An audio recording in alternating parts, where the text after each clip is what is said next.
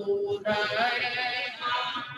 स्वामी देवन की सदा जय हो, सदा जय हो। पूज्य आचार्य, पूज्य गुरुदेव गुरमीत महाराज के मंगल आशीर्वाद से आपके क्षेत्र पश्चिम बिहार जनसभा के तत्वाधान हम आज के पावन पवित्र दिवस पर आज हमारे संघ के युवाचार्य श्री महेंद्र ऋषि जी महाराज का जन्म, युवाचार्य श्री महेंद्र ऋषि जी महाराज 5 अक्टूबर, आज कितनी है 5 अक्टूबर। हमारे महान आचार्य वर्तमान ज्ञान योगी युग प्रधान श्री शिव मुनि जी महाराज साहब ने बहुत ही सूझबूझ और बहुत ही समझदारी समय की नफ्स को देखते हुए ऋषि संप्रदाय अमोलक ऋषि जी महाराज साहब ने जो संप्रदाय चला, अमोलक ऋषि जी महाराज साहब से जो संप्रदाय चला रहा है,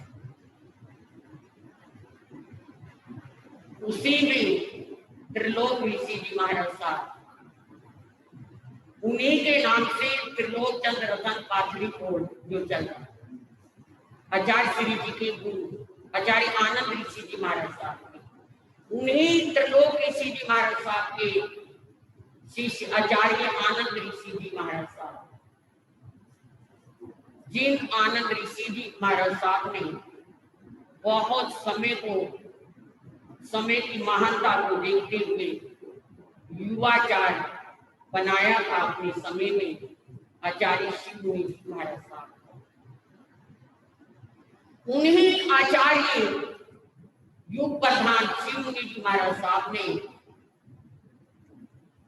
इंदौर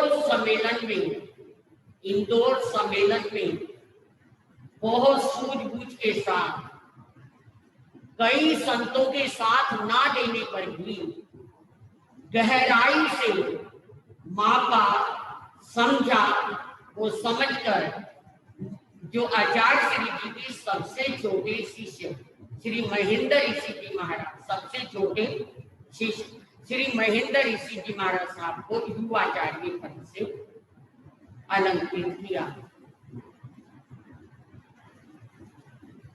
ऐसा नहीं कि महापुरुष केवल शारीरिक क्षमता को देखते हैं, ऐसा भी नहीं कि महापुरुष केवल उनकी विद्वता को देखते हैं। अगर विद्वता को देखना होता तो इनसे बड़े इनके गुरु भाई प्रवीण ऋषि जी महाराज भी थे, और बहुत सारे साधु संतों ने प्रवीण ऋषि जी महाराज के विषय में भी चिंतन किया था, लेकिन आचार्य जी ने कोई गहराई को निरखा परखा और महेंद्र ऋषि जी महाराज साहब को युवाचार्य पद दिया। वैसे तो साक्षात दर्शन तो हमने नहीं किए युवाचार्य जी के, लेकिन जूम के माध्यम से अब जो ये कोरोना वायरस में जूम का कार्यक्रम चल रहा है ऑनलाइन, इसके माध्यम से युवाचार्य जी के दर्शन किए, और युवाचार्य जी के दर्शन करने के साथ साथ उनके व्यक्तित्व को देखने का कैसा व्यक्तित्व है उनका, ये जानने और देखने का सौभाग्य हमें मिला। युवाचार्य जी बड़े सरल है, पहली बात। दूसरी बात बहुत भी नम्र है, और धर्म वही रहता है जहां सरलता, धर्म का वास भी वही रहता है जहां सरलता, सोई जुए हुए से धर्म सुदर्शन चिट्ठई। भगवान महावीर से जब पूछा गया कि प्रभु धर्म कहाँ रहता है, तो उन्होंने कहा जहाँ सरलता है वहां धर्म है, जहाँ छल कपट है वहां धर्म नहीं रहता। छल कपट से धर्म विमुख हो जाता है।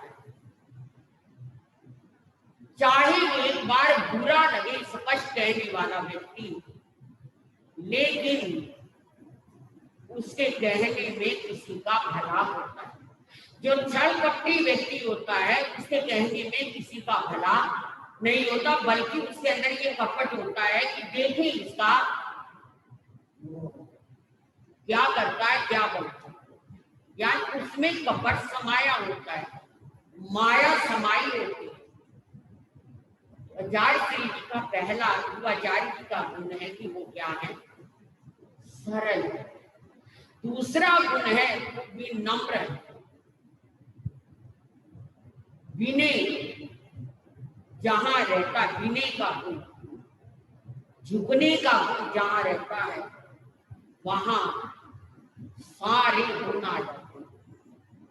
सारे गुणों का समावेश विनय में, विनय धम्म समूला, विनय धर्म का मूल है। जहां विनय नहीं वहां ज्ञान भी नहीं ठहर सकता, वहां धर्म भी नहीं ठहर सकता, वहां सच्चाई और अच्छाई भी नहीं रह सकती। अहंकारी के हृदय में टिक नहीं सकता ज्ञान, अहंकारी के हृदय में टिक नहीं सकता ज्ञान। फटी जेब में क्या कभी टिक सकते हैं दाम? कितने मर्जी दाम डालते जाओ, अगर फोकट फटी हुई है ऊपर से डालोगे नीचे से निकलते चले जाएंगे। जैसे फटी जेब में पैसा नहीं टिकता, ऐसे ही अहंकारी के हृदय में ज्ञान समाप्त हो जाता है, समाप्त हो जाता है। मैंने पढ़ा था इतिहास में कि कर्ण को युद्ध में प्रख्यात होने के लिए, पारंगत होने के लिए विद्या चाहिए थी, और वो सोचने लगे कि विद्या कहाँ से मिले, कैसे मिले। और चिंतन करते करते उनके दिमाग में आया कि परशुराम से विद्या ली जाए। इस समय के सबसे बड़े युद्ध कला में निपुण जो परशुराम है, जल्दी जल्दी कोई भी क्षत्रिय जिनके सामने ठहर नहीं सकता, ऐसे परशुराम जिन्होंने कितनी बार धरती को क्षत्रियों से शून्य किया, एक बार दो बार नहीं, 18 बार पृथ्वी को शून्य कर दिया। ऐसे परशुराम से विद्या ली जाए तो वो कैसे देंगे? जब गुरु द्रोणाचार्य नहीं देने को तैयार तो वो क्यों देंगे? कहते हैं कर्ण ने एक ब्राह्मण युवक का वेश बना लिया। किसका? ब्राह्मण युवक का। और परशुराम के पास जाकर के उनके चरणों में नतमस्तक हो गया, गिर पड़ा। गुरुदेव, गुरुदेव में आपके चरणों में कुछ सीखने आया। गरीब ब्राह्मण युवक समझकर परशुराम ने उसे स्वीकार किया और इतनी सेवा की कर्ण ने परशुराम की, इतनी भक्ति की, भक्ति से उसने परशुराम को वशीभूत कर लिया और बड़ी लगन से उसने क्या है, अस्त्र शस्त्र चलाने की विद्या को सीखना। 12 साल तक अस्त्र शस्त्र चलाने की विद्या को सीखता रहा और 12 साल के बाद वो दिन आ गया जब परशुराम ने कहा, युवक अब तुम सब तरह से निपुण हो गए, हर कला अस्त्र शस्त्र चलाने की तुम में आ गई है, अब तुम जाना चाहो तो जा सकते हो।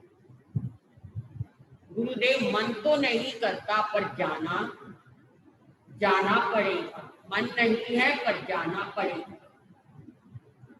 ठीक है, ठीक है। जैसे कल जाना है, आज रात का समय चंद्रमा की चांदनी छिपकी है। परशुराम भी थोड़ा उदास है कि मेरा योग शिष्य कल क्या हो जाएगा, बिछुड़ जाएगा, चला जाएगा। और करण के मन में भी उदासी है कि कल मेरे से गुरुदेव क्या है, मैं गुरुदेव से अलग हो जाऊंगा। रात में वो अपने उस जंगल में जहाँ रहते थे परशुराम, वहां घूम रहे हैं। घूमते घूमते रात के 12-2 बज गए। बातें करते करते एक पेड़ के नीचे गुरुदेव विश्राम करने के लिए बैठे। करण भी बैठ गया और गुरुदेव को नींद आने लगी तो करण ने अपने क्या है भाई पे यानी जंघा पर गुरुदेव का क्या रख लिया, सिर रख लिया और स्वयं बैठा रहा। थोड़ी देर में एक जहरीला कीड़ा आया और करण की क्या है, मतलब यहाँ जैसे गुरु का सिर है और यहाँ काटना शुरू कर दिया। काटते काटते काटते बड़ा जख्म कर दिया उसने। पर करण ने अपनी जांघ को इसलिए नहीं हिलाया कि गुरुदेव की नींद खलल ना पड़ जाए, नींद ना खराब। और परिणाम क्या निकला कि जख्म होने से क्या हो गया, खून बह गया, खून बह गया। पूरी रात व्यतीत हो गई। सूर्य निकल गया। गुरुदेव एकदम से उठे। बेटा, हाँ गुरुदेव। अरे तूने मुझे उठाया नहीं,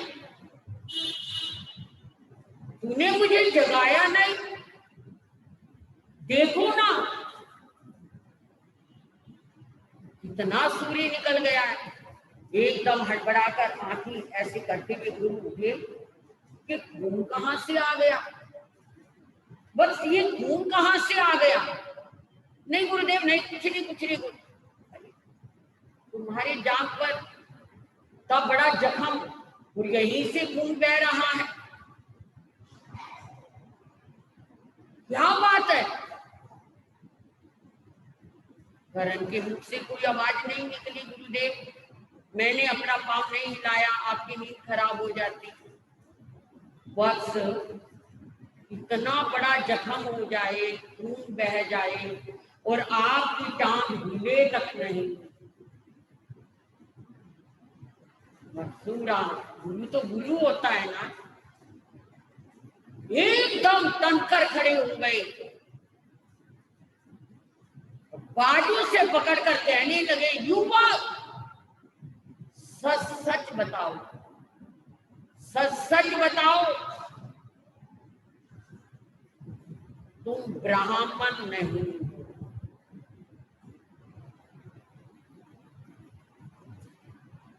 तुमने कपट वेश धारण किया है, तुम क्षत्रिय हो। खून केवल क्षत्रिय ही दे सकता है, ब्राह्मण नहीं दे सकता। ये केवल एक क्षत्रिय ही कर सकता है। क्या बोले करण, क्या बोले। कपट वेश में थे और आज आखिरी रात थी, 12 साल तक कोई भेद नहीं खुला। परशुराम ने कहा, सुनो वत्स, तुमने कपट से विद्या ली है मुझसे, कपट से, माया से, छल से, फरेब से। मैं तुम्हें मारूंगा नहीं, कोई और होता तो मैं अब भी प्राण ले लेता, मगर तुमने मेरी तन मन से सेवा की। मैं तुम्हें कुछ नहीं कहूंगा, पर इतनी बात तो मेरे मुंह से अवश्य निकलेगी और मेरी बात कभी अधूरी नहीं होगी। ये दूसरी है मेरी कि जब आपको, जो आपने इतने अस्त्र शस्त्र मुझसे सीखे हैं, आखिरी समय में ये सब अस्त्र शस्त्र विद्या आपको क्या हो जाएगी, भूल जाएगी, विस्मृत हो जाएगी। बड़ा मन खराब हुआ करण का। चल दिए, वहां से चल पड़े, लेकिन मन खराब था। आकर दुर्योधन से दोस्ती हुई, महाभारत का युद्ध हुआ। कहने का मतलब उस युद्ध में जब कर्ण को सारा भार सौंपा गया, आखिरी समय में जब अर्जुन से कर्ण जूझ रहा था, उस विद्या को, अपने अस्त्र शस्त्र की विद्या को आखिरी समय में आकर क्या हो गया, भूल गया। भूल गया। हाथ में रथ का पहिया है और विद्या का बार बार स्मरण है, पर विद्या याद नहीं आ रही, नहीं आ रही। और परिणाम क्या होता है, अर्जुन के हाथों कर्ण मारा जाता। मैं आपको क्या बता रही थी कि छल कपट के द्वारा कोई भी कार्य किया जाए, वो क्या नहीं होता, फलीभूत नहीं, कभी सफल नहीं होता। ऐसा छल कपट कर्ण के लिए क्या बन गया, गुरु से द्रोह किया था, जबकि सेवा करने में कमी नहीं रखी थी, पर गुरु से द्रोह किया, छल कपट किया, परिणाम यही निकला। मैं आपको ये कह रही थी कि हमारी युवाचार्य जी इस मामले में सरल हैं, छल कपट रहित हैं, विनयशील हैं, विनयशील, और जो बोलते हैं टू दी पॉइंट।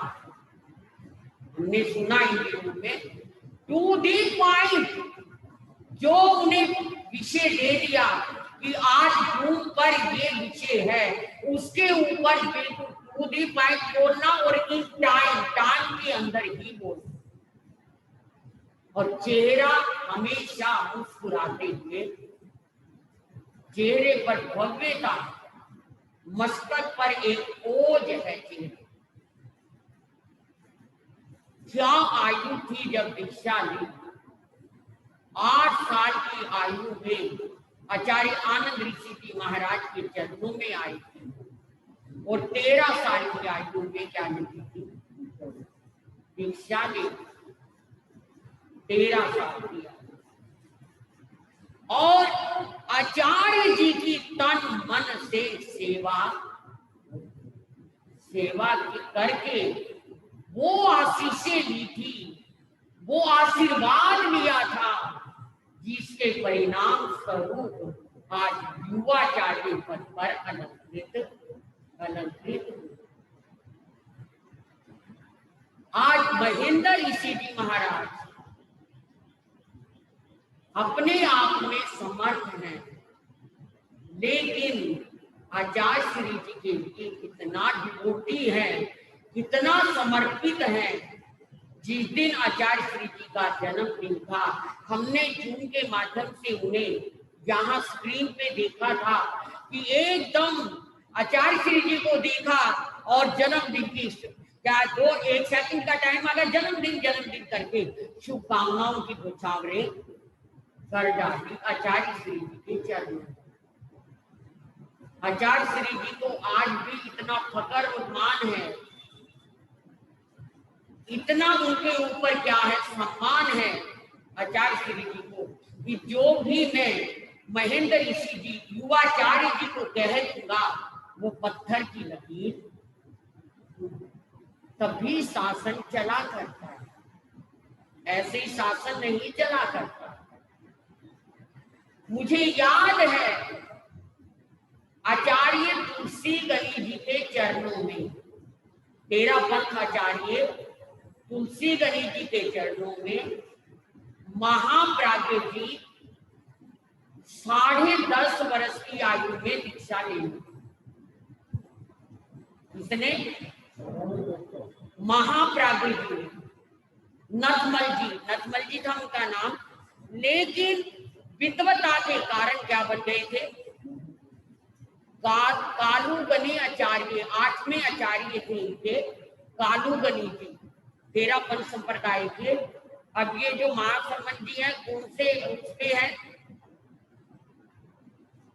11वें।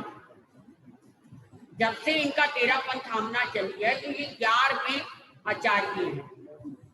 जब से क्योंकि तेरापन आपना चली है भिक्षु स्वामी से,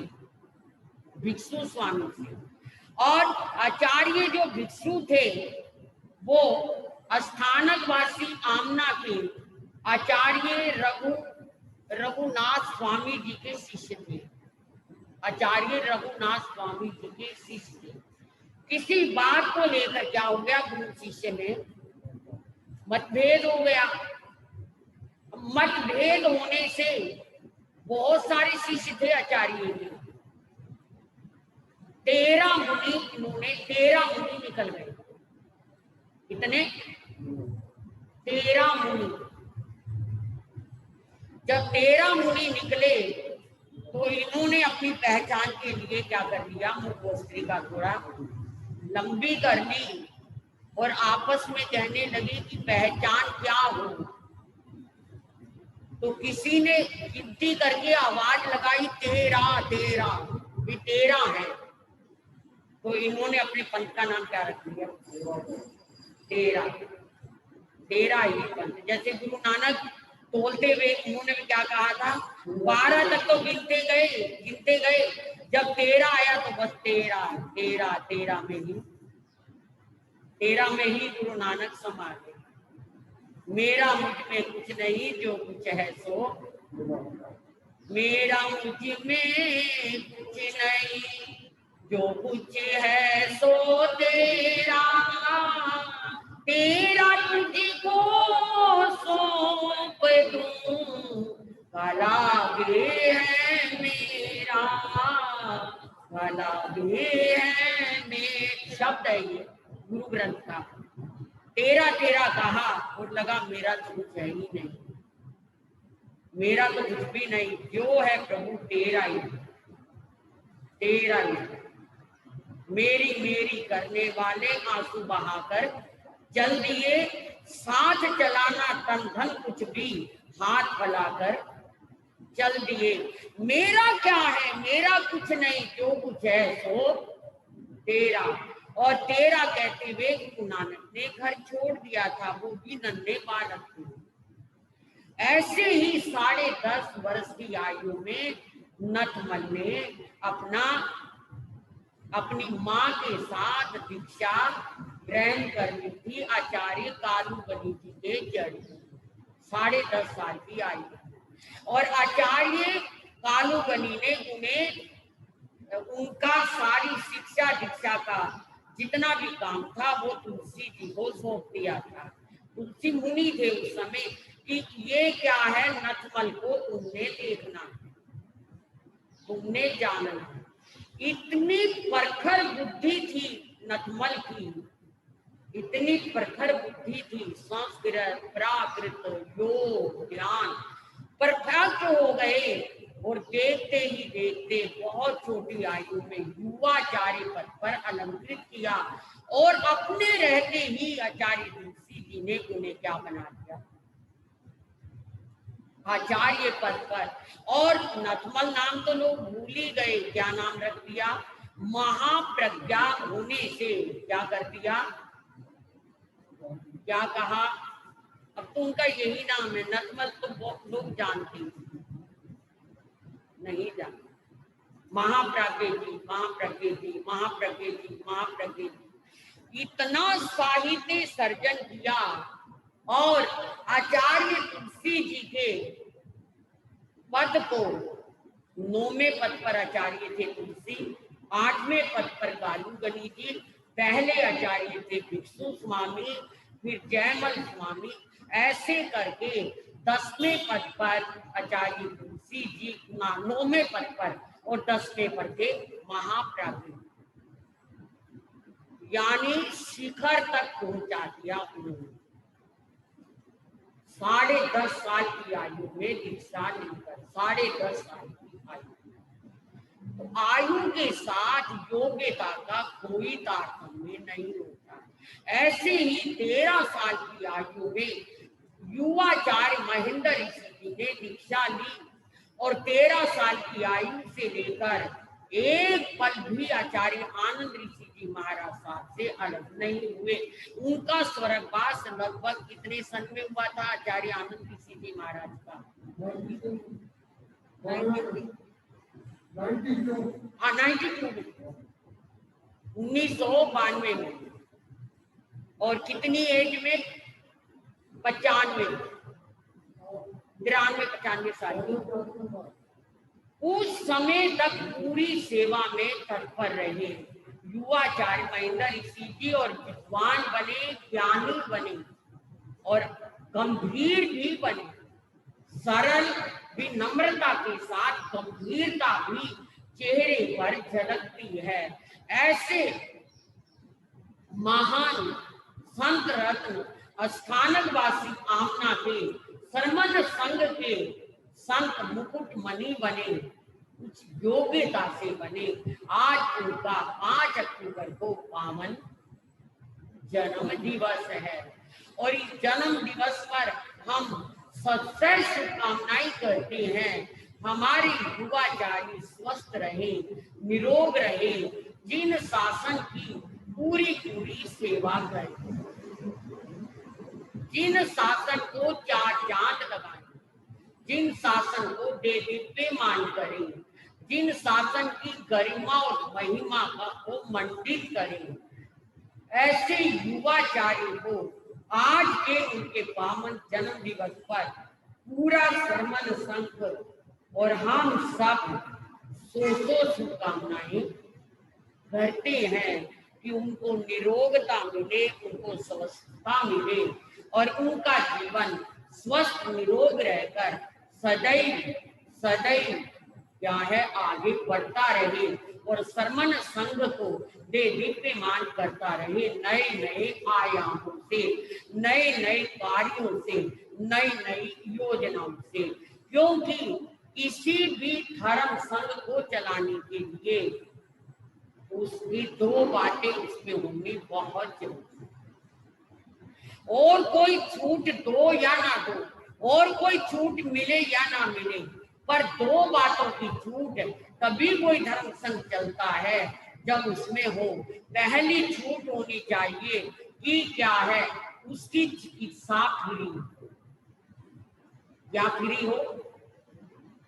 चिकित्सा सेवा, चिकित्सा।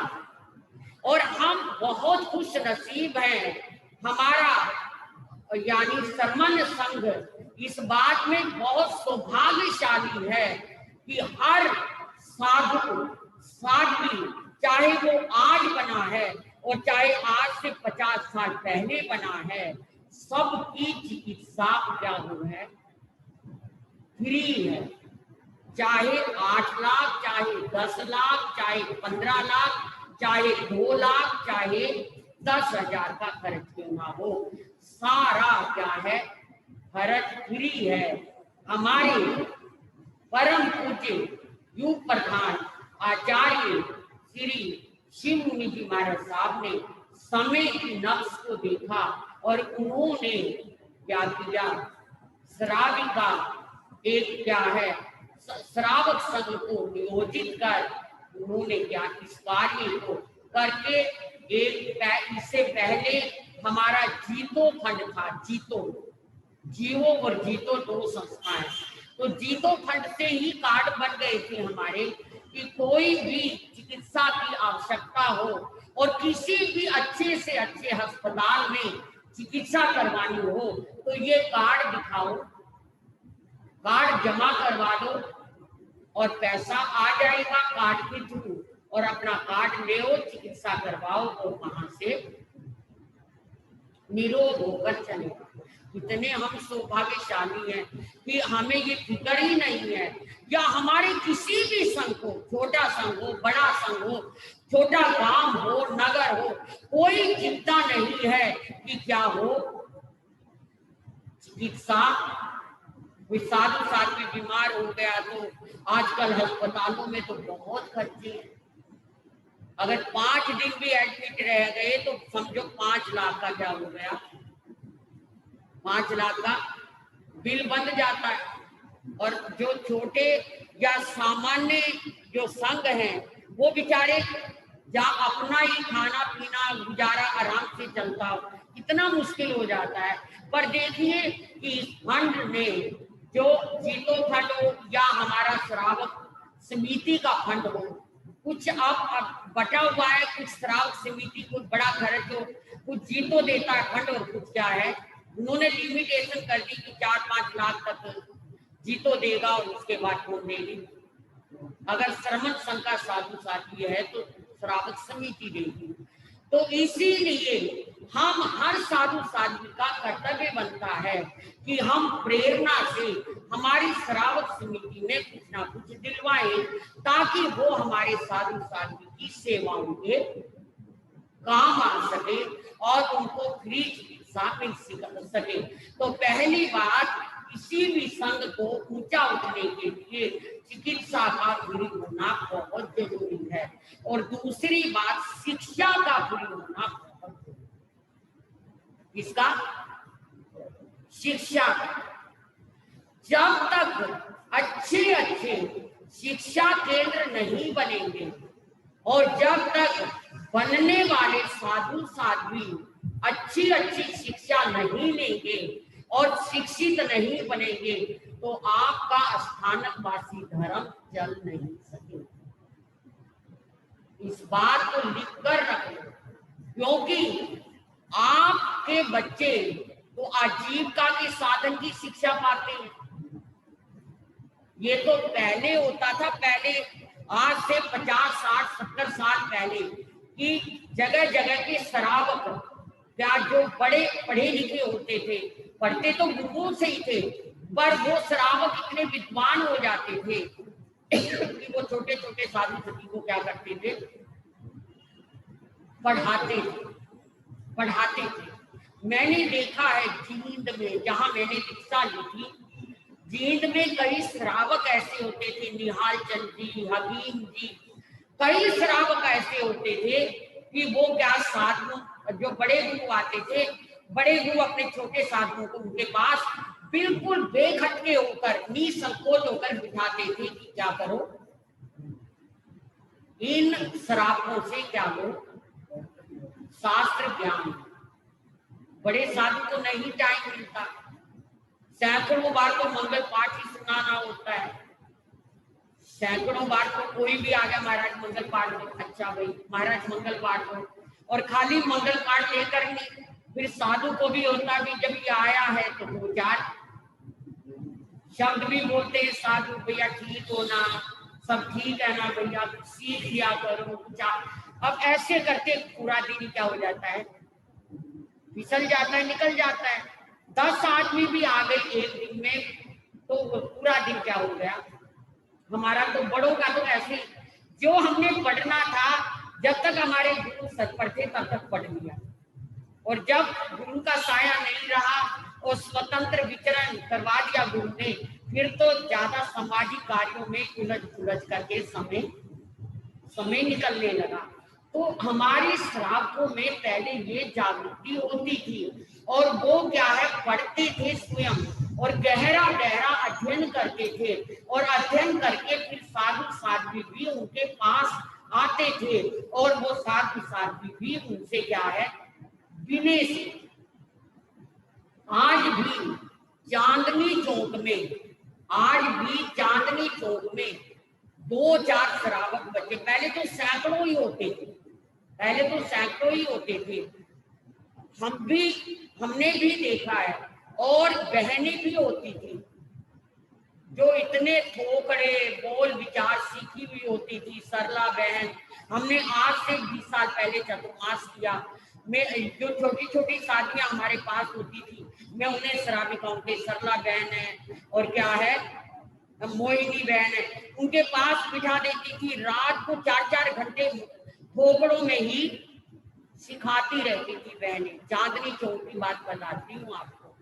आज भी कुछ गिने गिने वहां पर श्रावक है। मास्टर पदम जी होते थे, बहुत अच्छे श्रावक होते थे मास्टर पदम जी। वो भी क्या है साधु साधु को बहुत अच्छा ज्ञान देते थे। आजकल मधुबन उधरी जमुना पार में भाई राजकुमार जी, भाई राजकुमार जी कभी आपने भी बुलाया होगा उनको, जानते हैं आप तो, क्योंकि पंजाबी हैं वो, पंजाब के हैं, यहाँ के रोपड़ के तो हैं ही।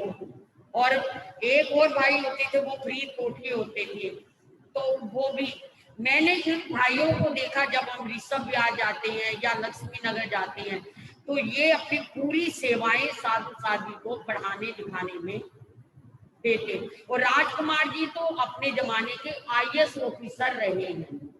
अपने जमाने में क्या थे? आईएएस ऑफिसर थे। और हमारे पूज्य गुरुदेव अमर मुनि जी महाराज के शास्त्रों का जो इंग्लिश अनुवाद रहा, इंग्लिश अनुवाद में राजकुमार जी का बहुत बड़ा क्या है योगदान, सहयोग है। मेरी जैन विज्ञान किताब का भी अनुवाद इंग्लिश में भाई राजकुमार जी ने ही किया था, तो किया है मेरा मतलब। तो ऐसे ऐसे श्रावक जिस जगह हो वो संघ कभी डूबता नहीं, मरता नहीं। और जहाँ चिकित्सा के साथ शिक्षा हो तो वो संघ सदा। अब आज श्रावक तो रही नहीं, ना ही आजकल बच्चों में सीखने की इतनी तवज्जो आ रही, क्योंकि टाइम ही नहीं मिलता। स्कूल में चले जाते हैं, स्कूल से आकर ट्यूशन में चले जाते हैं, ट्यूशन से आकर दूसरे का, इतनी सारी कलाएं सीखने में बच्चे लगे हुए हैं। आपके बच्चे ये भी बन जाए, ये भी बन जाए, महाराज जी बीकॉम भी चल रही है, बीबीए भी चल रही है, क्या है एमसीए भी चल रही है, एमकॉम भी चल रही है, ये भी वो भी, न जाने जर्मन लैंग्वेज है, जापानीज लैंग्वेज है, पता नहीं क्या क्या सीखने में वक्त ही नहीं है उनके पास। तो कम से कम हमारे साधु साध्वी भी इस मामले में प्रख्यात हो जाएं, तो हमारा धर्म क्या रह सकता है, जीवित रह सकता। शिक्षा और चिकित्सा, ये दो का फ्री होना बहुत जरूरी है। शिक्षा और चिकित्सा, ये दो चीज समाज में फ्री रहते हैं, वो समाज सदा आगे बढ़ता है। एक बात बता, स्वामी दयानंद तो बहुत बाद हुए हैं, स्वामी दयानंद इतनी बात हुए हैं, जब हमारी देश की आजादी की लड़ाई लड़ रहे थे, लगभग ये 1947-45, और मतलब तब स्वामी दयानंद उभर कर सामने आए थे, स्वामी दयानंद। और आज आप देखेंगे कितने दयानंद कॉलेज हैं, कितने दयानंद स्कूल है, क्योंकि स्वामी दयानंद के मन में ये बात थी कि अगर मेरे देश के हिंदू धर्म को और हमने अगर वेदों को बचाना है तो हमारे को क्या शिक्षा में आगे बढ़ना होगा। और शिक्षा में आगे बढ़ने के लिए उन्होंने जगह जगह क्या कर दिया, स्कूल, डीएवी स्कूल जितने भी हैं, ये डीएवी स्वामी दयानंद के नाम से है, डीएवी स्कूल, डीएवी कॉलेज, और यहाँ तक कि डीएवी यूनिवर्सिटी। कौन सी? आपके पड़ोस में ही है? नहीं, जालंधर में नहीं है, जालंधर में तो दूसरी यूनिवर्सिटी है। ये जो रोहतक है, रोहतक यूनिवर्सिटी, क्या नाम है इसका, Maharshi Dayanand university, MD university, MD university कहते हैं इसे। कौन सी यूनिवर्सिटी है ये? महर्षि दयानंद। तो आप सोचिए, और हम जैन हैं, उत्तरी भारत में कहीं आपको जैन यूनिवर्सिटी नहीं मिलेगी है, बोलो।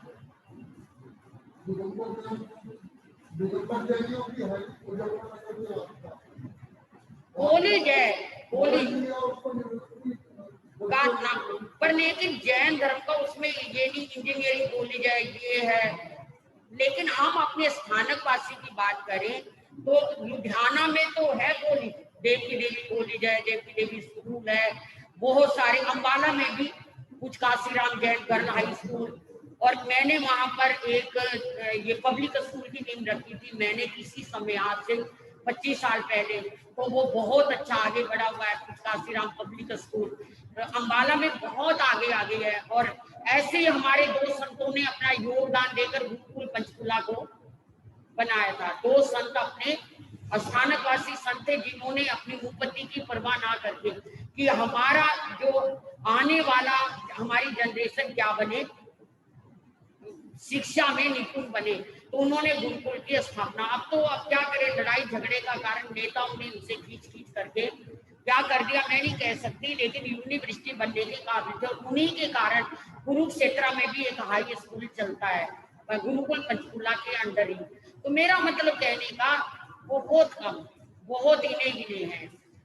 दिल्ली में भी बहुत सारी स्कूल है, सदर बाजार में है, कोल्हापुर रोड पे, कमला नगर में है, सरमन जैन सरमन हाई स्कूल, सरमनोपासक। तो ऐसे हैं दिल्ली में भी। पर जो बात होनी चाहिए, जैसा हमारा समझ समाज है, मतलब कि निपुण समाज है, उस तरह से नहीं है। तो आज के दिन मुझे ये सब याद आ जाता है। एक बार मैं मतलब ठहरी थी मार्टर डे पब्लिक स्कूल में, जो दिल्ली का बहुत माना हुआ स्कूल है, ओनली फॉर गर्ल्स है, दिल्ली का martyr day public school, Daryaganj से आगे है। तो वहां पर मेरा रुकना हुआ था। किसी ने, क्योंकि लंबा रास्ता था, मुझे आगे जाना था, तो रास्ते में कोई ठहरने की जगह नहीं थी। तो एक दो की चलती थी, वहां 2-4 बच्चे पढ़ते थे मार्टर डे में, उनकी लड़कियां, उन्होंने व्यवस्था एक कमरे की करवा दी थी। तो जब मैं मार्टर डे में, हजारों लड़कियां दिल्ली की पढ़ती, जल्दी जल्दी एडमिशन नहीं मिलता Delhi martyr day public school में। तो मैं जब वहां पर रुकी, तो ऐसे ही मैंने बैठे बैठे रात को सब नंस, वहां पर नंस जी पढ़ाती है, जितने ये अंग्रेजी स्कूल तकरीबन में क्या होती है, नंज अपनी सेवाएं देती है। नंज जो होती है, जैसे हम साधवी है, वो उनकी अंग्रेजों की साधवी है।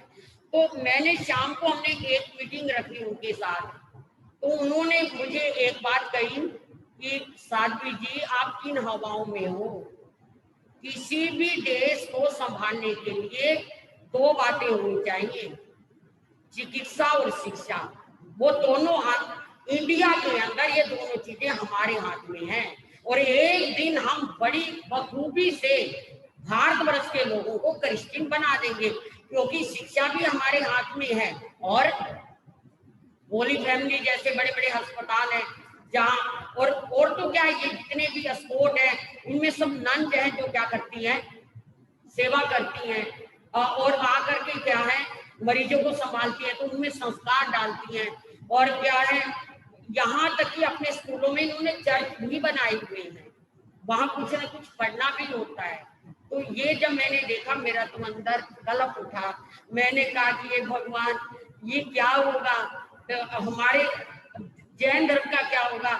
इतनी अभी से इतनी सोच है इनकी, 20 साल पुरानी बात बता रही हूँ, 15-20 साल पुरानी में, कि अभी से इन्होंने शिक्षा और दीक्षा का जाल पूरे इंडिया में क्या कर दिया, पब्लिक स्कूल, अंग्रेजी स्कूल, अंग्रेजी। तो हमारा जैन स्कूलों का क्या बनेगा? हालांकि राणा प्रताप बाग में महावीर मॉडर्न से बहुत अच्छा स्कूल है हमारा, लेकिन कम है, बहुत कम है। ऐसे को देकर वो अंग्रेज जो विदेश में बैठे, उन्होंने दुनिया भर के स्कूल यहाँ पर खोले और खुलवाए हैं। तो आज हमें चाहिए, इन चीजों की जरूरत है हमारे को, हम भी आगे बढ़े, हमारे युवाचार्य की सतायु हो, चिरायु हो। आज के पावन जन्मदिन पर बहुत बहुत मंगल कामना।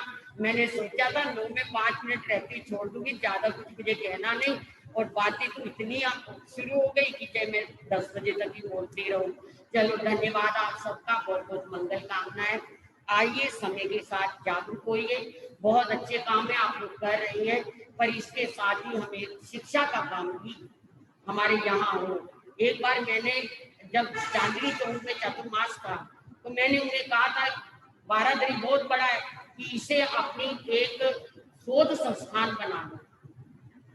एक तरफ इतनी बड़ी लाइब्रेरी है, तो लाइब्रेरी से संस्थान बनना आसान है, क्योंकि किताबें हैं ही वहां पर। आए और आकर के जैन धर्म के प्रति जिन्होंने शोध करना है, पीएचडी करनी, तो उनको किताबें यहीं मिल जाएंगी।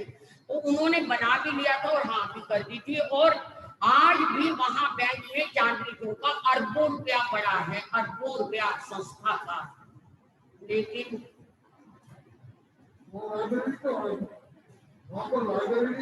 लाइब्रेरी तो बहुत पुरानी है, अंग्रेजों के टाइम की है लाइब्रेरी। और अंग्रेज वहां से ले भी गए थे बहुत सारी किताबें, अंग्रेज ले भी गए थे बहुत सी किताबें। लेकिन मेरा मतलब कहने का कि जागरूक और प्यार का समाज चाहिए। जब तक प्यार ना हो आपस में और जागरूकता ना हो तब तक संस्थाएं चलती नहीं है। डिवोशन ना हो, डिवोटी ना हो, तब तक समर्पण ना हो तब तक संस्थाएं चलती नहीं है। तो इसलिए हम भी जो कार्य करें समर्पण भाव से करें, डिवोटी होकर करें और हमारा डिवोशन हो इन्हीं शब्दों के साथ बोलिए भगवान श्री चतारी मंगलम, अरिहंता मंगलम, सिद्धा मंगलम, साहु मंगलम, केवली परम मंगलम, चतारी लुत्मा, अरिहंता लुत्मा, सिद्धा लुत्मा, साहु लुत्मा, केवली परम धम्मो चतारी शरणं अरिहन्ते शरणं प्रवक्ष्यामि, सिद्धे शरणं प्रवक्ष्यामि, साधु शरणं प्रवक्ष्यामि, केवली